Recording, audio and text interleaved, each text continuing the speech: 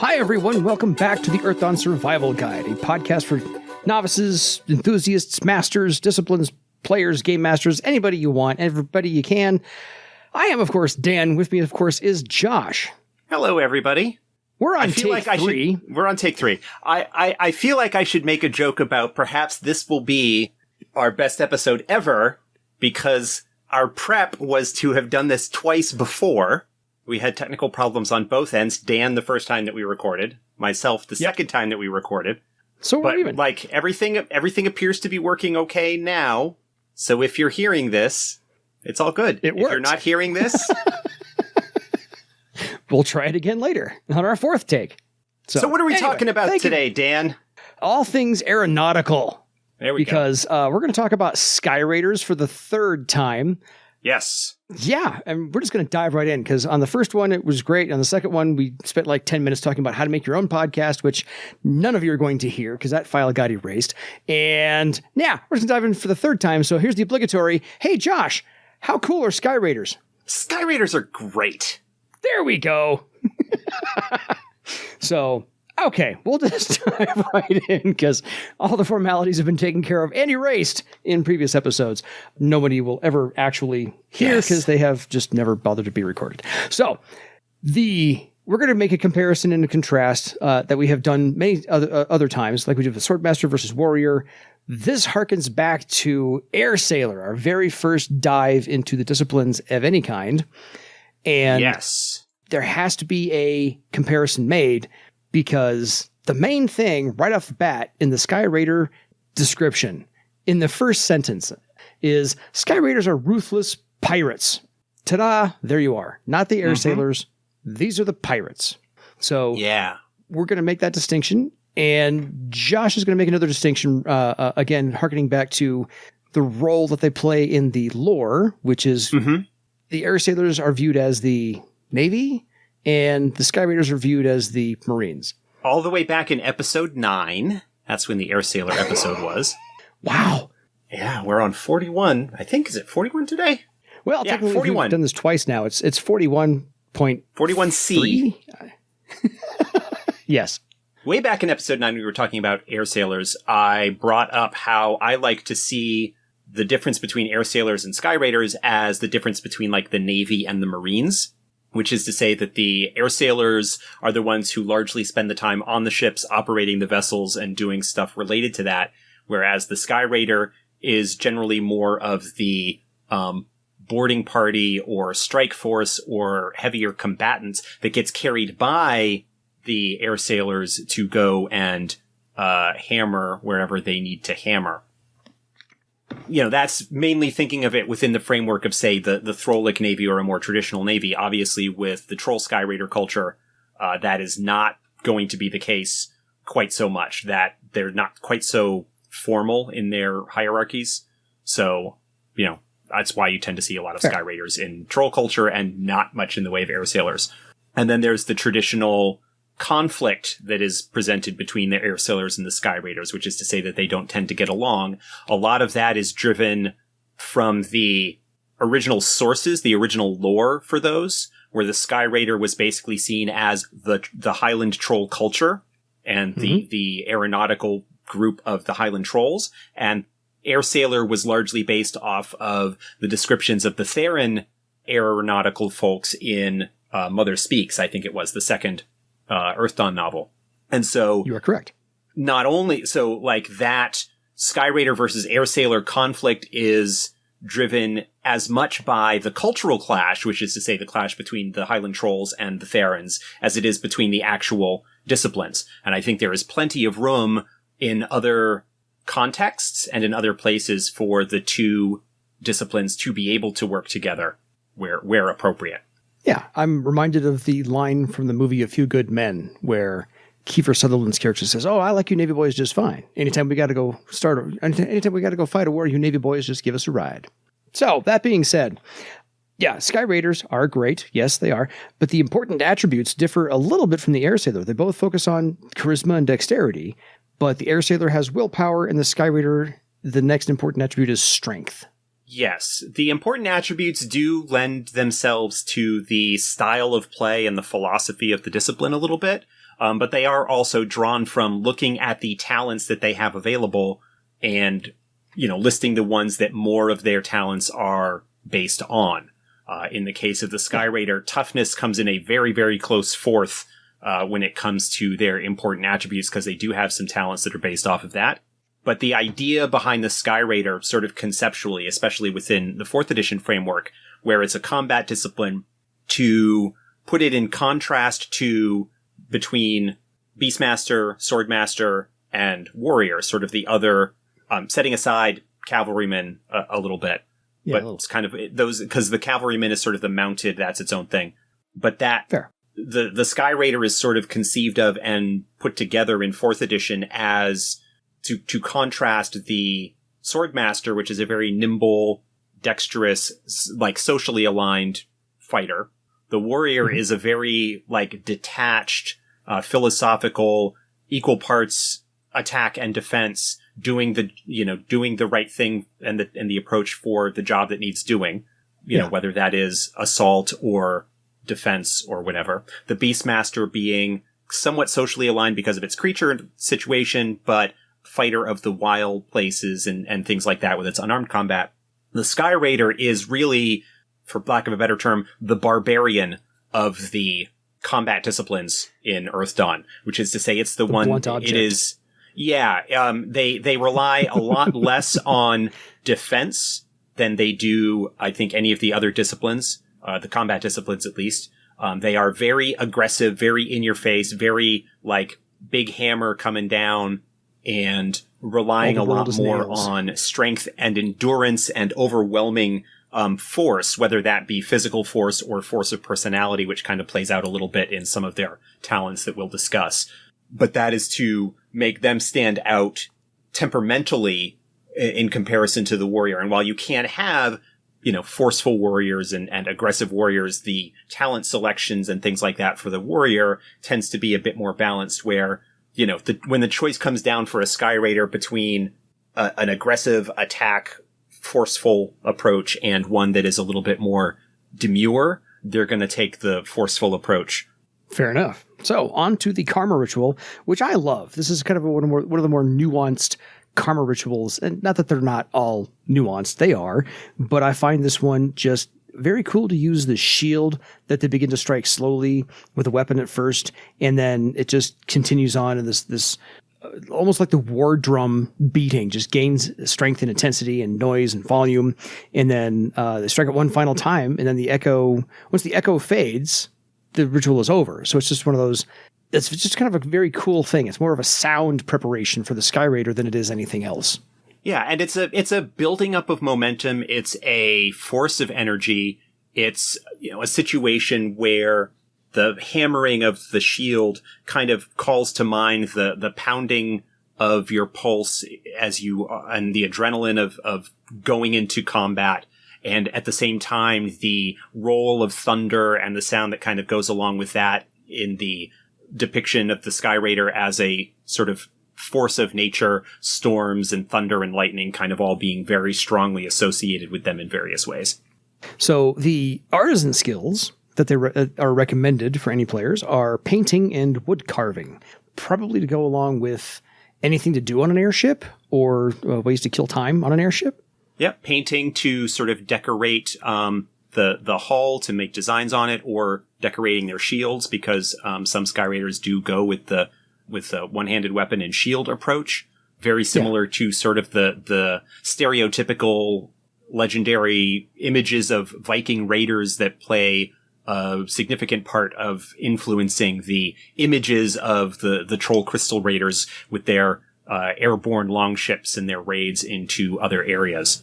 Yeah. And then wood carving, likewise sails. Carving figureheads or other designs and stuff on the hull and railing or various parts of their boat and things like that. So those are skills. Yeah. You could also see like embroidery or something like that to maybe decorate sails or other things along those lines as a possible choice as well. I love the artisan skills. They're just they fit well I'll say that. And this is probably the shortest half magic ability because it's just as short as the Air Sailor's half magic ability because they're almost identical. They use half magic for tasks related to the upkeep, repair, and building of smaller airships, knowledge of different airship designs and crew complements, as well as knowledge of commonly followed flight paths because you're seeing the world from a different vantage point entirely. Sure. A big part of the Sky Raider obviously being the Drakars and the airships that they use to do their work. And so their knowledge, skills, and abilities, the stuff that they would get as part of the discipline kind of goes along with that. Getting into the thick of things, now that we've got all the fluff out of the way, their durability is, of course, a 7 because they are, as you mentioned, a combat type. Yes, they're a frontline, close combat discipline and get the durability to reflect that. And, of course, no free talents. No. As we've seen with the other combat disciplines, Warrior, Swordmaster, Beastmaster, all of them with the durability 7 do not get any free talents or additional bennies to add on to their skill set. Because the air sailors do get air sailing for free. So here's where we begin to make that divergent path in the woods, which, philosophically speaking, Josh will tell us about the changes to 4th edition probably at the end of this, because we've recorded this 2 times. Yeah, well, after we've gone through the whole talent progression, I'll do I'll raise some points that I'm sure people are very interested in hearing. So don't fast forward to the end. Let's get through these first. Stick with us. Hold your fast forward button. So the discipline talents that the Sky Raiders, reading the wrong page, the Sky Raiders actually get, of course, alphabetically, Battle Shout. Battle Shout is an iconic Sky Raider talent. They have had it since 1st edition. This is where their aggression is kind of directed out against opponents, providing them with penalties and basically intimidating and striking fear into the hearts of those that you are going after. It is similar in some respects to the Swordmaster's Taunt talent or the Nethermancer's Frighten. Works a little bit differently, just in terms of how it's presented. The Taunt is, of course, very focused on wordplay and finding the right bit for your opponent. Does require your opponent to be able to understand what you're saying. The Frighten talent goes against Mystic Defense, and the Nethermancer obviously just drawing on their whole spooky abilities and reputation to, strike fear into their opponents that way. Whereas the Sky Raider, the Battle Shout, targets social defense like Taunt, but is drawing more on the aggression and fear and intimidation, and does not require that the target understand them. It puts penalties on the opponent's action tests, and also, is just generally, it's basically kind of cowing them into submission. My group tends to nickname Battle Shout Grr and stuff. So we snarl at them. Climbing, because again, you're on an airship, more than likely you'll need to climb rigging. Climbing can come in handy to climb the rigging of the airship. The thing that we talked about in a previous, lost recording, was that there is this image of Sky Raiders, throwing themselves off of their airships to go down and attack people on the ground, but not a whole lot of thought is given to how they get back onto the ship afterward. Because the Drakars are generally modeled after actual ships with a keel and everything, they don't generally actually tend to land on the ground, because they wouldn't be level if they did. So they probably would be a little bit, floating above or whatever. And folks would need to climb to get back into the boat, whether those are from ropes thrown over the side or just kind of reaching up and hauling themselves in. They need to get back into their Drakar after the raid in order to get back home with their loot. What? Like it's there for a purpose? No, just kidding. Fireblood. And this is one of the cooler. Yeah, this is the other iconic Sky Raider talent. Elementalists get this as well, but it was originally a Sky Raider talent. This plays into their themes of aggression and endurance, basically allowing them to heal damage in combat. Their wounds kind of fizz and bubble and smoke a little bit as they are sort of cauterized by the heat of battle raging through the Sky Raider's blood, and basically allows them to spend a recovery test to make a Fireblood test to heal damage.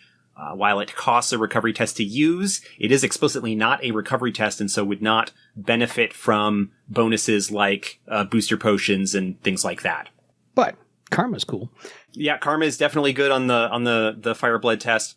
Basically, it allows you to keep going when you have been hit and injured in combat, which is never a bad thing for a combat discipline, especially one that doesn't rely on defense so much the way that the Sky Raider does.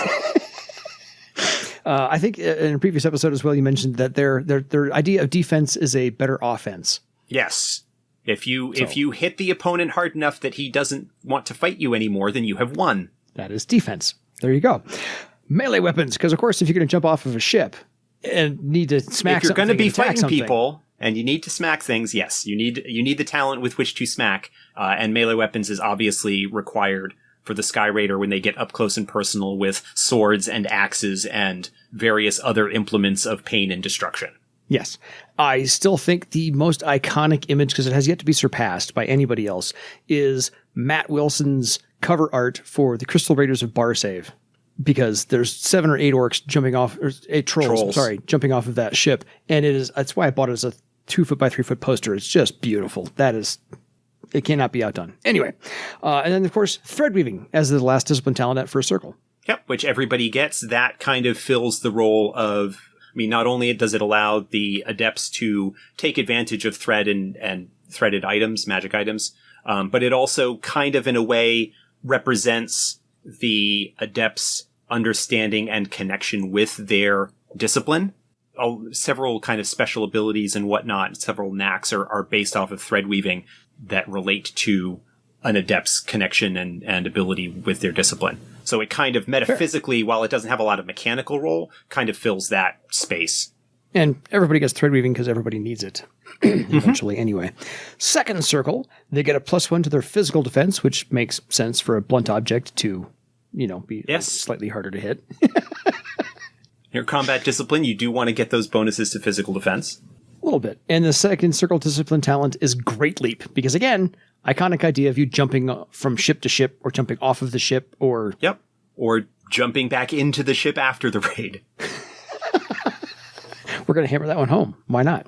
So on to third circle, because again, there's nothing to argue with for second circle Great Leap. There's just nothing Great Leap. Great Leap does play very nicely with the talent that they get later in their progression, and I'll call it out when we get to it. Absolutely. Third circle. The Sky Raider may now spend a karma point on recovery tests, because again, you're not doing a whole lot of defensive actions. You're if you're potentially getting hit a lot, potentially taking damage, and so having the ability to recover from that damage more quickly is a hallmark of the Sky Raider. And your third circle discipline talent is wound balance. A very useful combat ability, especially if you are a discipline that is going to be hit frequently. Again, talking about the Sky Raider not having a lot of active defensive talents that prevent them from being hit the way that maneuver or acrobatic defense or avoid blow, provide to the Swordmaster and Warrior.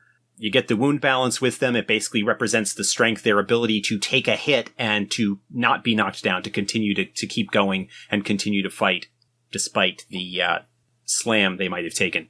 Yeah. So we've probably not, that I can recall, covered wound balance in detail before as what happens in combat. And since you're the line developer, what changes have taken place for 4th edition for wound balance? Or wound balance, wound balance itself works the same way that it has always did, which is that it basically substitutes for strength when you are making a knockdown test.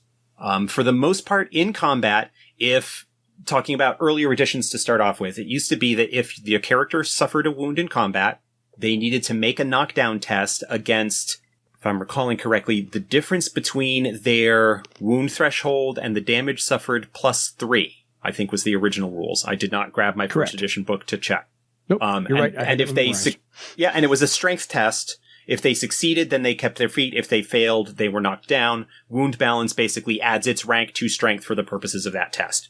In 4th edition, we changed it slightly in that you only need to make the knockdown test if the damage dealt is 5 or more over your wound threshold. So if your wound threshold is 8 and you take 8, 9, 10, 11, or 12 damage, right? Then that's 12 is only 4 over.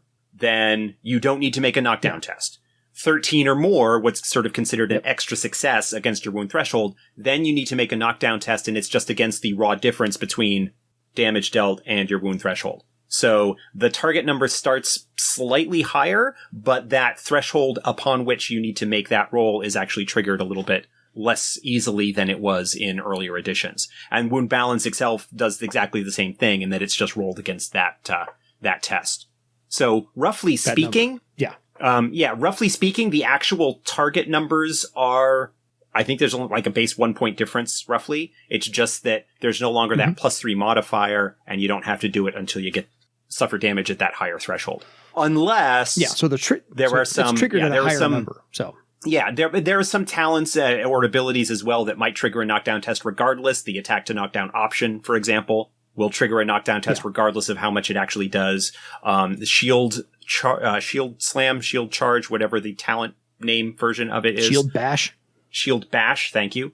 Yeah. That will trigger a knockdown test, again, regardless of the damage dealt. Waterfall Slam, a warrior talent, if that's used, it will trigger a knockdown test regardless of whether a wound was dealt or whether a sufficient, damage to normally trigger it was done. So there are some things that play within that space that allow a knockdown test to be done outside of the usual, I dealt a wound with enough damage kind of situation.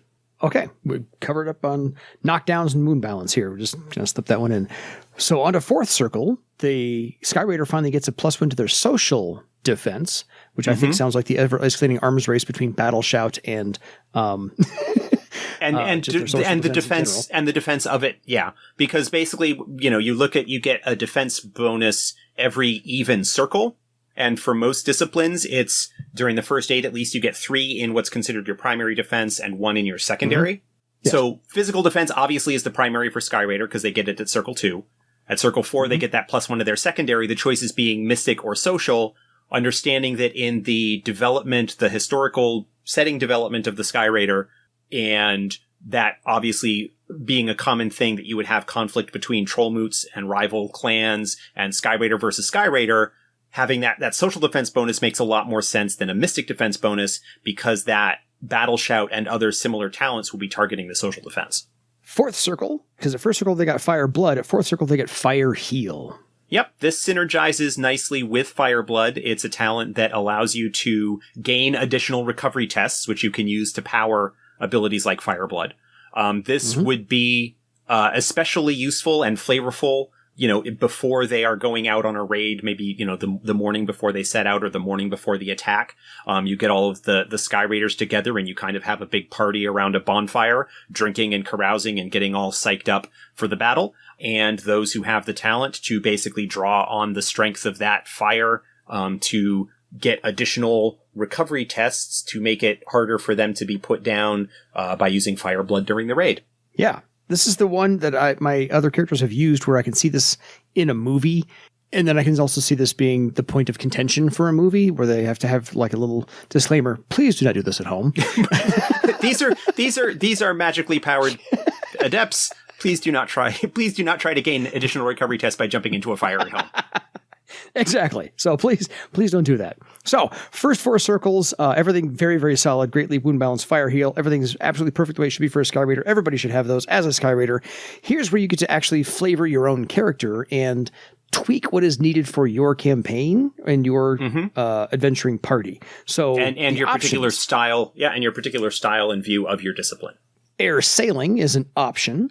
Yes, it is an option, and we will talk about why after we've gone through the full progression. It is an option, obviously, yes, because the Sky Raider, with their traditional association with Drakars and the Crystal Raider raids and attacks and things like that, air sailing obviously would be something that should be part of their kit, but it's an option as opposed to a discipline talent for reasons that will be discussed in about 20 or 30 minutes. So hang on, like we'll get to it. Hang on. We'll get there. Don't fast forward yet. Air speaking, because of course you should have this when you're working on an airship. Yeah, this is a useful talent to have, especially for leader or commander types. It allows you to communicate with other people regardless of the conditions that basically allows you to be heard regardless of maybe the sound of a storm going off around you or the sound of a heavy battle or anything like that. You can communicate and make yourself heard within the range of it, but without needing to shout. Although Sky Raiders are great at shouting. They can be very loud. Yes. There are certain circumstances where you may want to make sure that you are clearly understood over the din of everything else that might be going on. Also, by the way, very good on land in a crowd. Doesn't just have to be useful on an airship. Yeah. Just letting players know that. Avoid blow, because you're a big blunt object. You might occasionally want to get out of the way of something. Yeah. As a combat discipline, having the active defense of avoid blow might be something that is worth doing, even though it is not necessarily the most raw expression of the Sky Raider philosophy. Especially if you are in an adventuring group where your Sky Raider might be one of the only close combat disciplines. Yeah. If you're going to be getting beaten on by multiple close combat opponents, it might be worthwhile to invest a little bit in some active defense in order to keep from going down. Because if you get knocked unconscious, or killed, fire blood isn't going to do you any good. So it might be worth looking into depending on the circumstances, but it is not required at all, sort of for the traditional situation in which the Sky Raider would find themselves, where they are kind of going crew against crew or crew against the puny defenders of a village that you're raiding or whatever, where you are basically just going to take the hits and kind of laugh them off. And then one of my favorites, the Spidey sense, essentially, because this is danger sense, it's actually more of a passive, you can't be surprised thing. Yeah, so it does help with that. It helps you react against traps. That's kind of its primary use among thieves, but it's also useful for spotting ambushes and being able to avoid getting caught off guard if something does come at you unexpectedly. With the idea of the Sky Raiders clan versus clan combat, you need to be aware and expecting the possibility that a reinforcement Drakkar could be coming in, perhaps out of the sun, to catch you off guard or something along those lines. So having that kind of combat awareness, that situational awareness to avoid being caught by surprise, because if your style is to, getting surprised and having the penalties that would be associated with that can be kind of bad because you can't react against your opponent. And again, if you get caught by surprise and knocked out or knocked down or whatever before you have a chance to do anything about it, your big hammer and fire blood might not do you any good. So danger sense can be useful in that situation. But again, not something that is strictly required and would depend largely on the type of game that you're being involved with. So the eyes in the back of your head. And occasionally I think the game master can tell you to roll that ahead of time, something along those lines. Well, so yeah. Well, usually what happens with danger sense is if you're talking about an ambush situation, usually there is a perception or awareness test that is made beforehand, where you might notice the ambush. Danger sense kicks in if you did not pass that. It basically gives you a second chance to notice it and therefore not be surprised. It also kind of acts, it used to be trap initiative was what it was called, where basically you would roll that as an initiative test against traps to see if you could react before it killed you, sort of thing. But it got broadened into being a little bit more useful for ambushes and other similar situations. I like that change. Navigation, because of course, if you're on an airship, you're dealing with airships. You got to have somebody who knows how to get to where you're going and also how to get back home with your loot when you're done. That back home, whatever. Not something that everybody needs, but definitely would be useful for some members of a Drakkar crew. So a wonderful option. One of my favorites, Shield Bash, since we just talked about that a minute ago. Since we did just talk about that, yeah. Shield Bash is an option because not every Sky Raider is going to be going with the one-handed weapon and shield. Some of them will choose to go with the bigger two-handed weapon, whether that is a two-handed sword or a war maul or a pole arm or some kind of big, impressive, heavy, really damaging weapon. But Shield Bash can be really handy for those who are going the one-handed weapon and shield, boosts their defense a little bit, but then allows them to use that shield in a more offensive manner, both to deal damage and force the knockdown test. With some of the knacks that are available for it, drive the opponent back. If you're trying to take a ship and you knock your opponent over the railing off of the ship, they're out of the fight, whether you've, killed them or whatever. Stab, you killed them? Yeah, so Shield Bash, if you are going to be going the one-handed weapon and shield route, is a useful talent to pick up to kind of bring some of that aggression to bear and kind of turn your shield into a weapon of its own. Cool. And throwing weapons. Actually, let's combine the next two, because throwing weapons and unarmed combat kind of go hand in hand. Yeah, they are. As a combat discipline, there is some space for other fighting styles to be brought to bear, but none of them are truly required. And when it comes to looking at the ranged options, your choices are either missile weapons or throwing weapons. And generally speaking, missile weapons do not fit the in-your-face aggression that typically goes along with the Sky Raider. And so a throwing weapon, whether you throw a hand axe or a dagger or a hawk hatchet or something like that, as you are closing the distance, as you are leaping over the rails, or whatever, to kind of get that initial wave of aggression in before you close into hand to hand, is more suited for the Sky Raider, who does want to have a little bit of a ranged option. Unarmed combat kind of comes into play because the idea of the Sky Raider being an aggressive, loud, wrestling, punching, pummeling barbarian kind of thing makes sense that you would have at a party or a revel, but either before or after a successful raid, would likely end up with fisticuffs or some kind of friendly or perhaps unfriendly punches and whatnot. But again, something that is not strictly required. And every once in a while, you lose your weapon or you drop your shield. I imagine Sky Raiders would just be able to fight all the way through that with the unarmed combat. They just wouldn't rely on anything else. So, yeah. For those that choose to go that route, absolutely. Exactly. Wilderness survival.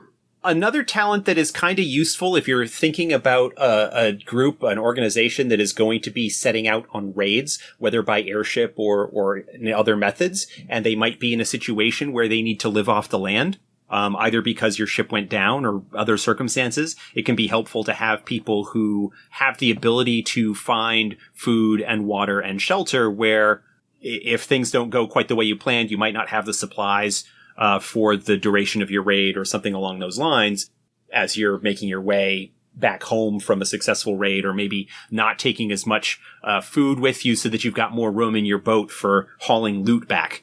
And then the last one is also where the Air Sailors and Sky Raiders differ, because Air Sailors get this as a discipline talent at first circle. Sky Raiders get this as an option. Wind Catcher. Yeah, this is the one that, along with air sailing, will be explained a little bit later. This is an option for reasons that will be made clear. But obviously the image of the traditional Sky Raider, the Troll Crystal Raider, being one where the ship kind of comes in, lowish, and the raiders kind of jump off of it to strike from above, whether onto the deck of another airship that they're attacking, or a caravan or village or something like that, that is in place. An option, and we'll talk about that more later. But it is, again, a sort of iconic ability for the Sky Raider in its way, but it is where it is for reasons to be revealed. Yeah, I so want to see, just in my mind's eye somewhere, because it may never be animated in any way, shape, or form, but I want to see a Sky Raider Drakkar zip down 8 or 12 trolls, just hop off and land on a Tiskrang riverboat. That, I think, would be just awesome to see. Just a little juxtaposition there. Anyway, on to Fifth Circle. And as we've said before, a lot of things happen with a lot of disciplines at Fifth Circle. This is no different. They get discipline talent, a karma thing. But here's the first thing. They get overwhelming force. The Sky Raider no longer takes strain when using the aggressive attack combat option. Because again, this should be aggressive. Yeah, this is an ability that plays into the idea of the Sky Raider being a very offensive, very in-your-face, very aggressive fighting style. Aggressive attack normally costs 1 strain to use per attack. And so if you have characters with multiple attacks, like warriors or sword masters, that can add up when you get into higher circles and you're taking, multiple strain because you're doing multiple attacks with the aggressive attack. Sky Raider starting at 5th circle, can get that +3 bonus to attack and damage rolls at a cost of no strain. They still suffer the penalties, but this ability has an additional bit. If they have something else that grants them that no strain cost for aggressive attack, they also reduce the penalty, the physical and mystic defense penalty, from -3 to -2 as a result of using that. So it really plays into the idea of, I am going to hit hard and hit frequently at a cost maybe a little bit of my defense. Yep. So it plays into that idea really well. And then they get a 5th circle karma ability to spend karma on damage tests made with melee or throwing weapons at or above a one-handed size limit. Yep, this is similar to the karma on damage abilities that show up in other combat disciplines. The focus here, the design for the Sky Raider being to continue to reward them or allow them options when they are hitting with the biggest weapons that are available. If they're, basically their one-handed size limit, if they're going with that one-handed weapon and shield, or, anything two-handed, they have the ability to add karma into that damage roll. Yeah. Because there's nothing subtle about a Sky Raider. No, not much. And I think the second weapon in the offhand always has to be like one size smaller, does it not? By default, yes. There is, I believe it's in 4th edition still, the knack that allows those to be matched size. We'll talk about that more because the Sky Raider does get second weapon as an option in this tier. Yeah. This karma ability, unfortunately, doesn't lend itself particularly well to ranged attacks because most throwing weapons are going to be smaller than the one-handed size limit, and consequently means that you can't add damage onto ranged attacks for a Sky Raider in the vast majority of circumstances. But again, the ranged attack is kind of a secondary consideration for them, really something that they do kind of briefly before closing in that distance. Yeah, for the in-your-face smashing. Yeah, they are up close and personal. Very, very personal. So, 5th circle, to go back to the first circle, Battle Shout. 5th circle gets the discipline talent of Battle Bellow. Yep, this is a sort of upgrade variation on Battle Shout. It's got a little bit more of a range. It still targets the enemy's social defense and causes them penalties. But the other thing that it does is it provides bonuses to your allies' close combat rolls. So not only does it demoralize your opponents, it inspires and pushes forward your own people. And this applies to anybody that is in close combat on your side, not just fellow Sky Raiders, which is a little bit of an expansion from previous editions where it provided bonuses to your allies' battle shout tests, which basically meant that it only really applied to other Sky Raiders and didn't really do a whole lot to enhance offensive capability, except in how other Sky Raiders would be battle shouting and continuing to heap the penalties on their opponents. So I know the combat rules say that characters can do a standard action and any number of simple actions, and Battle Shout and Battle Bellow are both listed as simple actions, but probably shouldn't be able to pull off both in the same round, right? Yeah, I would be reluctant.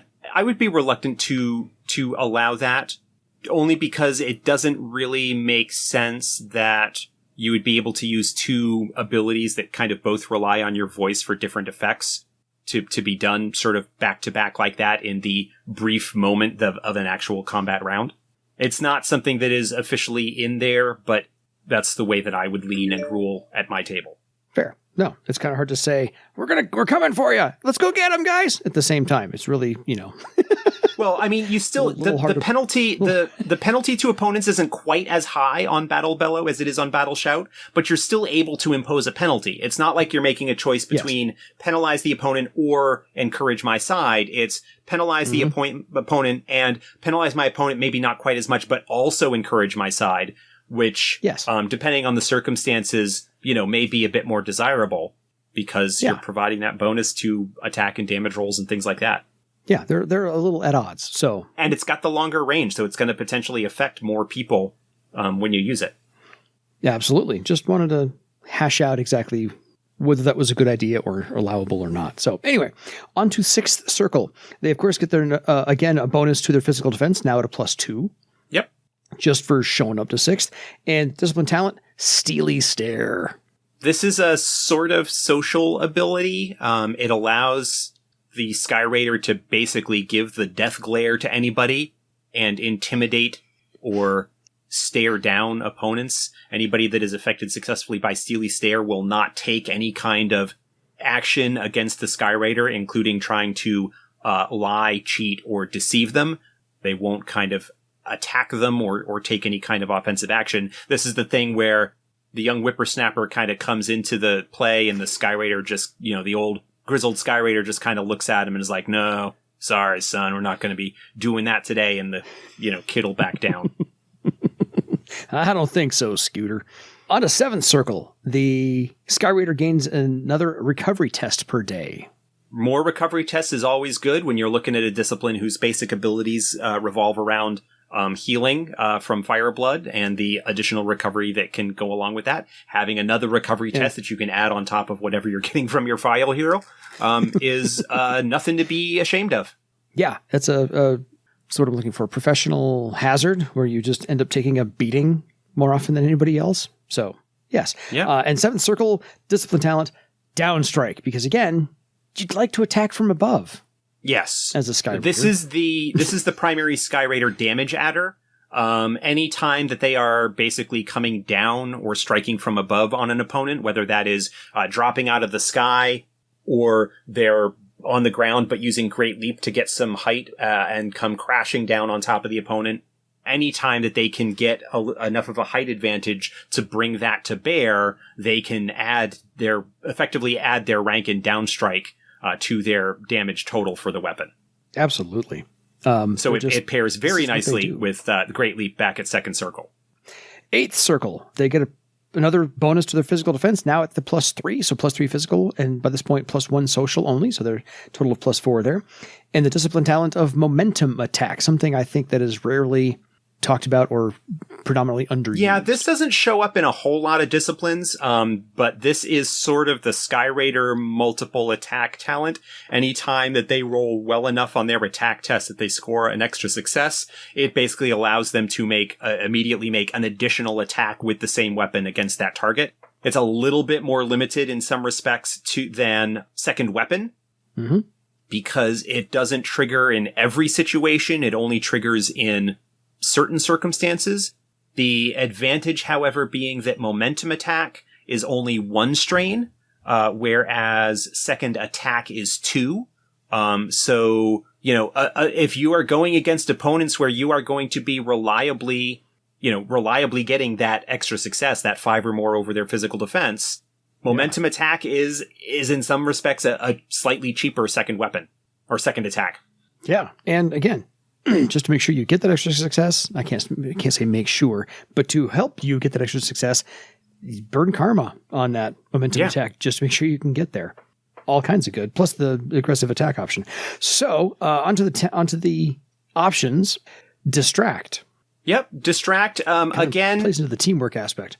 Yeah, not quite so required for the Sky Raider, but where you are kind of operating potentially in a crew situation where you are working with other people, having individuals who might be trying to draw the attention so that their allies can gain bonuses from effective sort of blindside bonuses and whatnot might be useful. It is maybe in some respects a little bit antithetical to some Sky Raider philosophies where the idea is you are going to be as big and bold and in your face as possible, kind of attacking in from the side or whatever might be seen as dishonorable.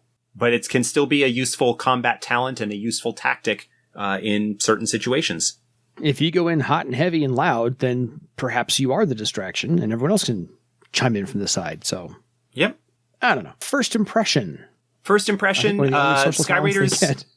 Yeah, Sky Raiders don't get a lot of social talents. They're not a particularly socially inclined discipline in the way that, say, a Swordmaster or a Troubadour would be. But most disciplines do get at least a little bit of social stuff that they can bring to bear as options. Mm-hmm. First impression is kind of the most broadly useful out of those because it does allow the Sky Raider to enter a room. It allows them to fill a space that allows them to really make that initial where the Sky Raider aggression and whatnot and the idea of striking first and striking hard. First impression can be seen as sort of a social approach on that, where you make people favorably inclined towards you, not necessarily friendly, but willing to give you what you want in order to satisfy you and maybe make you go away. That's why it's called first impression, not friendly impression. Yes. On to Iron Constitution. Playing into the themes of endurance and strength and survival, Iron Constitution gives the Sky Raiders the ability to more successfully resist poisons and diseases and also heal some of the damage that might be caused by those that deal damage. Not required, but certainly something that plays in the appropriate thematic space. Leadership. I think they're second and only, and last actually, socially. Yeah, it's kind of it is socially inclined. Again, if you're dealing with crews and airships and things like that, there will be sort of captains or commanders or whatever that will be in charge of a particular party or group, and having leadership plays into that. Perhaps it may be a bit more appropriate for more military type units, like I was talking about with the sailors in the Throlic Navy, who might be a more traditional like heavy strike force or something along those lines, but absolutely appropriate for potentially for a traditional Skyraider who is going to be a captain or raid commander or something like that. And Lionheart. Part of the Skyraider regression and endurance is not backing down in the face of fear. This is, again, where you've got maybe other clans or moots that might be attacking you and would be using Battle Shout and Battle Bellow. Lionheart allows you to more successfully resist those kind of abilities when they are turned on you. The ever-escalating arms race. And for other fear-based attacks, though, right? Yes, anything that is that is fear that allows you either a test to resist the fear, or anything along those lines. It does come into play there. So not just Battle Shout, but anything else that is appropriate.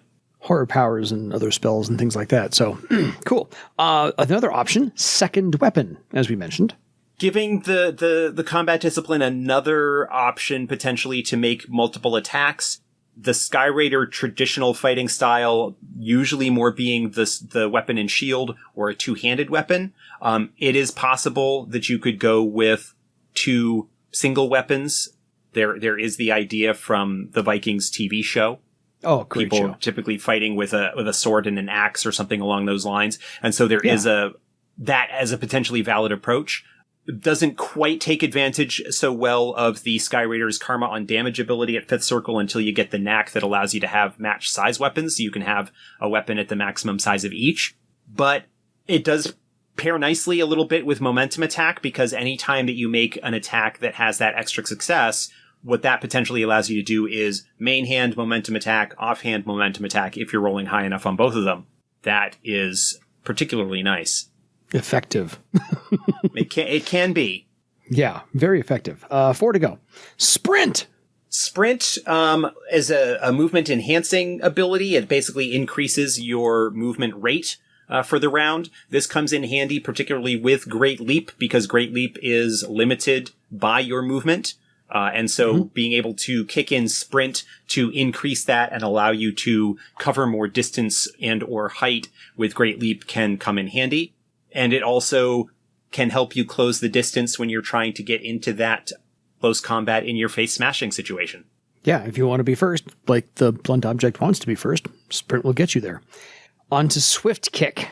Swift Kick is another kind of plays into the unarmed combat aggression situation.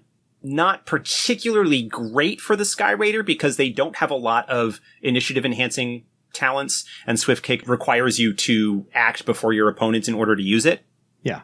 Doesn't seem like it would be particularly useful if you're going to be going against a lot of faster opponents like warriors and swordmasters. But if you're looking at the situation of Skyraider versus Skyraider, they are, much more evenly matched in that regard. And so Swift Kick is something that might potentially come into play a lot more often.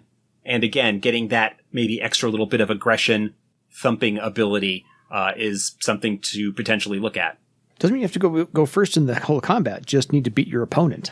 Go before them. That's all you have to do. So really, sometimes it can come into play more often than you think, actually. I rolled a 4 for initiative. Well, they got a 2, so have at it. There you go. Kick. And then Tactics. Also plays well with leadership.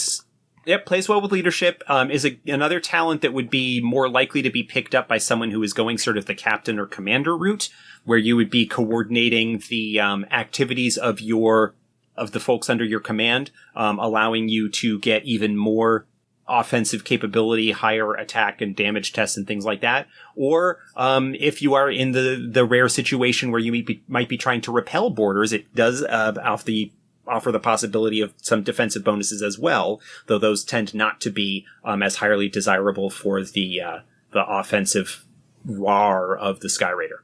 And then the only initiative boosting talent and talent option that they get. So if you want to use your Swift Kick, Tiger Spring. Yeah, at least in the first 8 circles. Tiger Spring Yep, this is a straight up initiative adder. It basically adds its rank to your initiative for the purposes of your roll. It can be helpful for the Sky Raider. One thing that I have tended to see quite a bit in terms of their loadout, Sky Raiders quite frequently tend to load themselves up with heavier armor. And so tend to have higher armor initiative penalties, and so lower initiatives in general. Tiger Spring can help overcome that. If you are going with a situation where you are still wanting to act sooner, does allow you, the Sky Raider, to not compete maybe quite as well with warriors or sword masters. But it is generally nice if you want to go with a little bit of a faster, more dexterity type build. And again, if you are acting first and you hit them hard enough to knock them down and make them not want to fight anymore, that's not a bad offensive that's even better choice. Exactly. That's a nice choice to have. So overall, that's a pretty solid build. There are some vast differences between Sky Raiders and Air Sealers, as we mentioned, just beginning at Firth Circle. And that's where those paths diverged in the woods. So let's go over because we're 55 minutes in. So let's go over the difference. Yeah, the elephant in the room. The elephant in the room. What people might be upset with versus 4th edition. Yeah, that being why are Air Sailing and Windcatcher what you might consider sort of two very iconic Sky Raider abilities? Why are those options and not discipline talents? There are a couple of reasons for that. One is that part of the design considerations and the choices made with regards to the Sky Raider is looking at them within the role of the combat disciplines, the close combat, warrior, swordmaster, beastmaster, sort of quadrangle Sky Raider that I was alluding to earlier. And that is being that the focus was decided to look at things that were going to be more along the lines of the aggressive, in-your-face fighting style. And so consequently, if we put Air Sailing and Windcatcher in as discipline talents, those are fewer slots that are available to help kind of push that combat focus forward. In first edition Earthdawn, in the original core book, Sky Raider was really the only airship-related discipline that was there. The Air Sailor was not introduced until a little bit later, still kind of early in the progression. But the Sky Raider was designed and conceived and presented within first edition to as sort of being, this is the Highland Troll cultural discipline.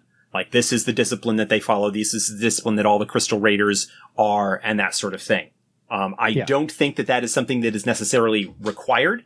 And a couple of other things, Air Sailing is available as a skill. So even if you have a Sky Raider, an actual sort of semi-traditional or traditional Sky Raider, it is possible that they could have the ability to operate an airship without needing to spend one of their talent slots on it. If you have somebody who is going to be, maybe is not going to be... Which also means any non-adepts can also air sail. Right. Or a warrior or an elementalist or, some other disciplines that could certainly be present in Highland Troll culture would still be able to take part and help operate the Drakars and stuff in raids.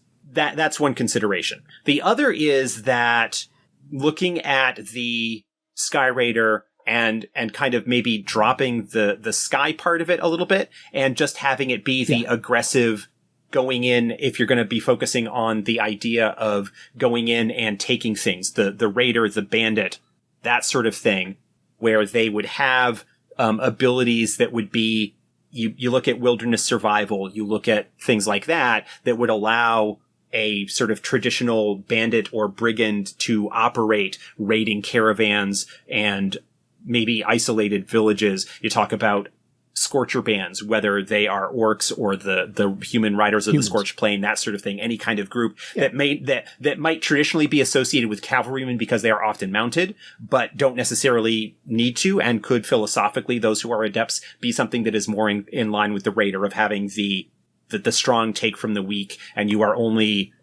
can only keep what you are able to hold in the face of aggression and things like that. And so there is a space to have the Sky Raider where the Air Sailor really is kind of designed and conceived within 4th edition as being the discipline most associated with airships. The Sky Raider as a combatant, as an aggressive sort of barbarian-style fighter, again, to kind of take the D&D parallel, is not forced into taking things that might not come into play with regards to airships and so forth, because we've talked about the difficulties that you have with the air sailor and airships, or the cavalryman and their mount, and things like that that can add an additional wrinkle or complication if a game master is not going to be running a game that is going to allow that sort of thing very easily. Yeah. So those are the decisions, the considerations that went into effect. And I can understand the idea of maybe, depending on how you build it, you might not necessarily be able to call it a Sky Raider so much, but there's the legacy of the name and the idea that kind of goes along with it really well. And that's the space, and I understand the feelings about some of the discrepancies there, but those are the choices that were made and some of the reasons why. And it's to allow the Sky Raider, that aggressive, fire blood, battle shouting combatant, to be able to contribute in a wider variety of campaigns without feeling like they've got talents that are just dead weight in their selection.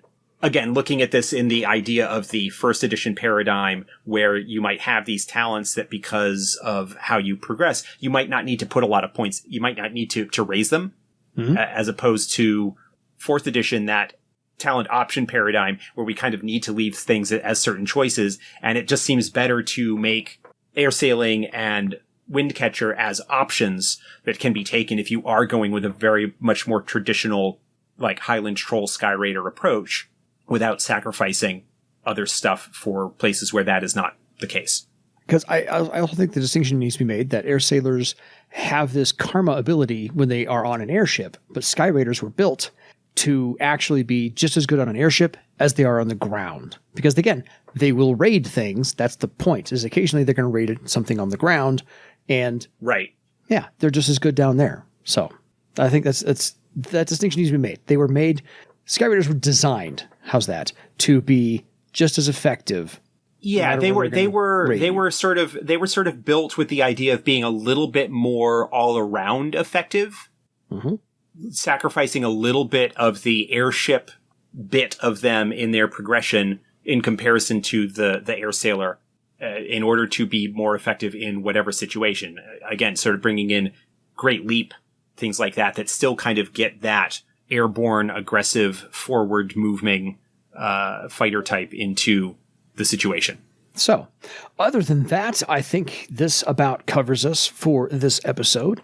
If you have any questions about how to be a pirate, well, yeah. So we had not really talked about. We talked a lot about like aggression and combat, ferocity, and things like that come into play, but we didn't really talk a lot about pop culture references. I mentioned the Vikings I completely missed the pop culture references. I'm sorry. That's okay. We like in the earlier recordings, we kind of covered that a lot earlier, and we kind of skipped over it this time. But like I mentioned the Vikings TV show, but any kind of love that show. Yeah, any kind of situation where you would see the aggressive kind. Drax from Guardians of the Galaxy is very Sky Raider. Totally. Drax the Destroyer. The Ice Pirates. Batista. Ice Pirates is a good one. Yeah. Any kind of situation where you're dealing with a very sort of loud, aggressive, offensive without a whole lot of defensive style is ripe for inspiration as a Sky Raider. Absolutely. Yeah, the one who charges in first and thinks about defense second. If he thinks about it at all. A very wise follow-up. So, that being said, if you have any questions for us about anything we talked about tonight or anything we might have skipped talking about tonight, because we've done this now for the third time, please feel free to email us at edsgpodcast@gmail.com. Any final thoughts on Sky Raiders? No, other than that, Sky Raiders are great. There you go. They are a lot less tactically complex than the Warrior is. So someone who likes playing fighter types but doesn't really want to think overly hard about it in terms of all of the options might prefer a Sky Raider over a Warrior. Any races not well suited for Sky Raider? Generally speaking, Obsidian Men, while their strength plays really, really nicely into the Sky Raider philosophy of hitting them hard, and would probably be suited for a sort of more traditional, like, bandit aggressive fighter type without bringing in the air sailing stuff. Could make a decent Sky Raider. They do tend to be a little bit more low key and not super aggressive. So they don't, their personality doesn't tend to lend well to Sky Raiders. Fair. Windlings are the other ones that I would say are not traditionally associated with Sky Raiders, largely because they tend to lack the strength and toughness that goes along with the Sky Raider.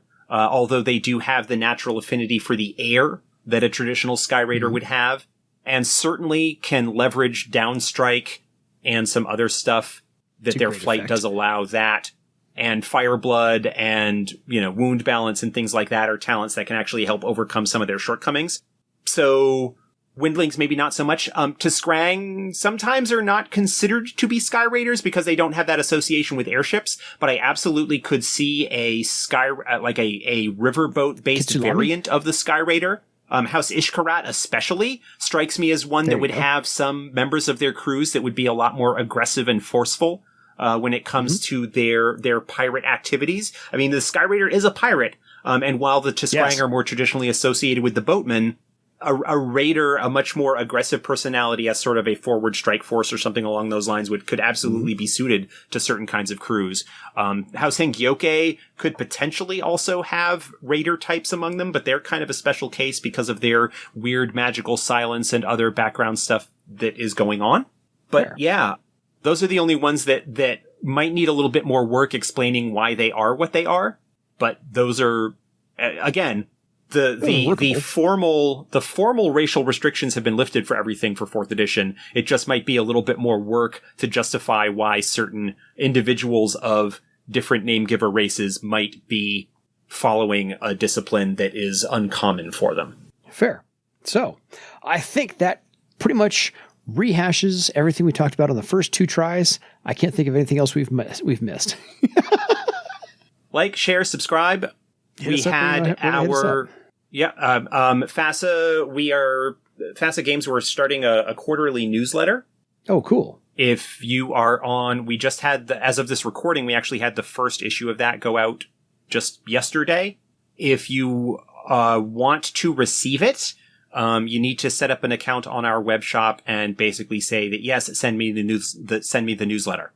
And it'll be, a few pages every 3 months. It'll talk about the things that are upcoming, have other little fun bits. The next one that we've got is currently slated to come out in early December, and it is actually going to focus on the 40th anniversary of FASA. FASA was originally founded 40 years ago, and it will have retrospectives from various people involved, like how we got first involved with things, and I imagine quite a bit of work from Ross, who has been there since the very beginning. Absolutely. So check those out. Absolutely. So until next time, and we'll be doing next time here pretty quickly, time for you to go raid your own legend. Good night, everybody. Talk like a pirate. Yarr.